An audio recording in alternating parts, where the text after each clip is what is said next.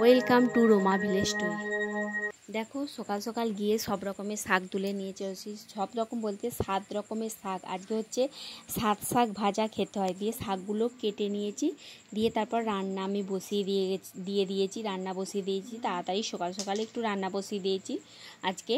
তারপর আমি শাকটাই প্রথমে ভেজে নিচ্ছি। আজকে হচ্ছে স্পেশালিস্ট কী বলো তো, আজকে হচ্ছে অম্বুবতী।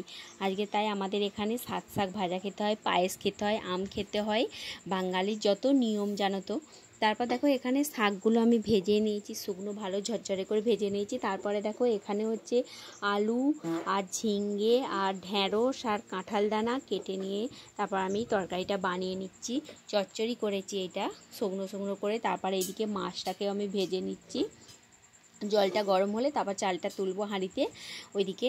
তারপরে মাছটা ভেজে আমি মাছটা একটু আলু দিয়ে মানে কাই করে ঝাল করেছি। আর এইদিকে আলু পটলের তরকারি বানিয়েছি, আজকে অনেকগুলোই তরকারি বানিয়েছি। তারপরে দেখো এখানে পায়েস করেছি।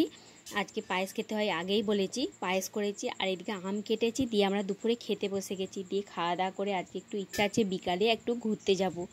কেন সবসময় তো কাজ বাগানে যাই, কাজ ফাজ করা হয়, ওই করে আজকে একটু চলে যাব নদীর ধারে ঘুরতে।